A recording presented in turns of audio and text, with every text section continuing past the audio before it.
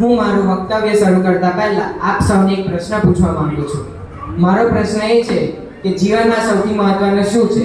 1. સમય અર્થાત ટાઈમ. 2. પૈસા અર્થાત મની. ખૂબ સાચી વાત છે, કારણ કે કોઈ એટલું ધનવાન નથી કે વીતી ગયેલો સમય ખરીદી શકે. કોઈ એટલું ધનવાન નથી કે વીતી ગયેલો સમય ખરીદી શકે, અને કોઈ એટલું ગરીબ પણ નથી કે ભવિષ્યનો સમય બદલી ન શકે. સો લાઈફ માટે ટાઈમ ઇઝ મનીની કહેવત અનુસાર આજે આપ સૌને ટાઈમ મેનેજમેન્ટ અર્થાત સમયના સફળ વ્યવસ્થાપન વિશે જણાવવા જઈ રહ્યો છું. મને આશા છે કે મારા 5 મિનિટના વક્તવ્ય થકી આપનો ટાઈમ વિશેનો નજરિયો ચોક્કસ બદલાઈ જશે. સફળ જીવન જીવવા માટે સમયનું સફળ વ્યવસ્થાપન કેવી રીતે કરવું તેની ગોલ્ડન એડવાઇસ જાણવા મળશે. તો આપ સૌ મારા વક્તવ્યને શાંતિથી સાંભળશો એવી મારી નમ્ર વિનંતી છે. હું એક જાણીતા પ્રચલિત વાક્યથી મારા વક્તવ્યને શરૂ કરીશ. Time and ટાઈડ, time and ટાઈડ weight four none. અર્થાત સમય અને ભરતી કોઈની રાહ જોતી નથી. પૃથ્વી પરના પ્રત્યેક સજીવને કુદરત સવાર પડે એટલે કે તેના અકાઉન્ટમાં એક સરખી 24 કલાકની જમા રાશિ આપે છે. એક પ્રખ્યાત લેખક શ્રી મોહમ્મદ માકનનામા અનુસાર આપણે 24 કલાકની જમા રાશિનો કેવી રીતે ઉપયોગ કરીએ છીએ તેની ઉપર આપણી સફળતાનો આધાર રહ્યો છે.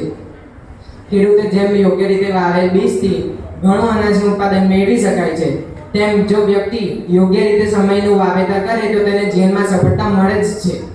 મનુષ્યની જિંદગીનો અડધો સમય ઊંઘવામાં જ જાય છે અને બાકીના સમયમાં ભણવા, જીવન નિર્વાહ અને અન્ય પ્રવૃત્તિમાં ખર્ચી નાખે છે. અગાઉ કહ્યું તે મુજબ સમયની મૂડી દરેક પાસે એક સરખી હોય છે. જો વ્યક્તિ સમયનું કરકસરપૂર્વક, આયોજનપૂર્વક અને વ્યવસ્થિત રીતે વાપરે તો તેને જીવનમાં સફળતા મળે જ છે. આપણું 90% ટેન્શન એ 10% કામ ન કરવાની બેદરકારીને કારણે ઉદ્ભવે છે. એક સફળ વ્યક્તિએ સાચું જ કહ્યું છે કે જો મને જીવનમાં કુહાડી વડે લાકડા કાપવાનું કામ આપવામાં આવે તો હું અડધાથી ઉપરના સમય કુહાડીની ધાડ કાઢવામાં વાપરીશ. સમયની હડેક પર આપણા હાથમાંથી રેતીની જેમ સરકી રહી છે, માટે જીવનમાં ટાઈમ મેનેજમેન્ટ અમલમાં મૂકવું જરૂરી બન્યું છે. અહીં બેઠેલા મારી જેવા વિદ્યાર્થીઓ, વડીલો, તમે પણ ઓછા સમયમાં પૈસા, પદ, પ્રતિષ્ઠા, પાવર મેળવવા માંગતા હોય તો હું જણાવું તે ટાઈમ મેનેજમેન્ટના ગોલ્ડન રોલ યાદ રાખજો. કદાચ યાદ ન રહે તો લખી રાખજો, અને લખવા માટે પેન કાગળ ન હોય તો મોબાઈલમાં વિડીયો ઉતારી સેવ કરી રાખજો. આવી માહિતી પૈસા ખર્ચતા પણ નહીં મળે. ટાઈમ મેનેજમેન્ટના ગોલ્ડન રૂલ્સ. દિવસ દરમિયાન કરવાના કાર્યોની યાદી બનાવી તેને અગત્યતા ક્રમ અનુસાર ગોઠવવા જોઈએ. રૂટીનના કામો કરતી વખતે વચ્ચે જે સમય મળે તેનો મહત્તમ ઉપયોગ કરતા આપણે શીખવું જોઈએ. સમયના સફળ વ્યવસ્થાપન માટે મારા મતે વ્યક્તિએ જાત એનાલિસિસ કરવું જોઈએ. પ્રાઇમ ટાઈમ, સવારથી ઉઠો ત્યાંથી રાતે સૂઈ જાઓ ત્યાં સુધી કયા સમયે તમારી કાર્યક્ષમતા વધુ હોય છે તે તમારે જોવું જોઈએ. મોબાઈલ ફોનમાં બિનજરૂરી સર્ફિંગ કે લાંબી વાતો કરવાને બદલે ટુ ધી પોઈન્ટ, કામ પૂરતી વાત કરી કિંમતી સમય બચાવવો જોઈએ. Well beginning is half done. Well beginning is half done કહેવત અનુસાર યોગ્ય સમયે સહી શરૂઆત કરતા શીખવું જોઈએ. નવરાશના સમયમાં, દિવસમાં, અઠવાડિયામાં, મહિનામાં અને વર્ષે કરવાના કામોની યાદી બનાવી તેને પૂર્ણ કરવા સમય ફાળવવો જોઈએ. સમયને ઓળખીને કોઈ કામ કે લક્ષ્યને પૂર્ણ કરવા તેની અંતિમ ડેડલાઇન નક્કી કરવી જોઈએ. કારણ કે જે કામ કે લક્ષ્યની અંતિમ ડેડલાઇન નક્કી હોતી નથી તે કામ કે લક્ષ્ય પૂરું કરવામાં વિલંબતા અનુભવાય છે. સફળ સમયના વ્યવસ્થાપન માટે સૌથી અગત્યનું સોપાન છે પોતાની જાતને સમય આપો.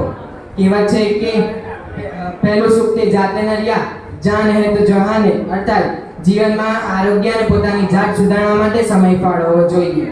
અન્ય સાથે સ્પર્ધા કરીને પોતાનો સમય ન બગાડતા પોતાની જાત સાથે સ્પર્ધા કરીને પોતાને વધુ પરફેક્ટ બનાવવા માટે સમય ફાળવવો જોઈએ. Every success is overcome from your dreams. અર્થાત જીવનમાં શું કરવું છે, કેમ કરવું છે અને કઈ રીતે કરવું છે તે માટે ખુલ્લી આંખે સપનું જોઈને તેને પૂરું કરવા માટે યોગ્ય પ્લાનિંગ કરીને સમય આપવો જોઈએ. સફળતાને રૂંધી કોઈ મહાબીમારી હોય તે મુલતવીપણું અર્થાત આળસ. મનુષ્યનો સૌથી મહાન શત્રુ આળસ છે. કલ કરો સો આજ કરો, આજ કરો સો અબ. કલ કરો સો આજ કરો, આજ કરો સો અબ. અર્થાત જીવનમાં યોગ્ય સમયે પોતાના જાતને કામ કરવા પ્રેરિત કરવા જોઈએ. તમારી આજની તૈયારી કાલની સિદ્ધિ નક્કી કરે છે. પોતાના કુટુંબના સભ્યો દોસ્તો સાથે આનંદ પ્રમોદ માટે સમય આપવો જોઈએ. પોતાના વડીલો, દાદા દાદી, ભાઈ બહેનને પૂરતો સમય આપવો જોઈએ. આપણા વડીલોને પણ આપણા હૂંફની જરૂર હોય છે.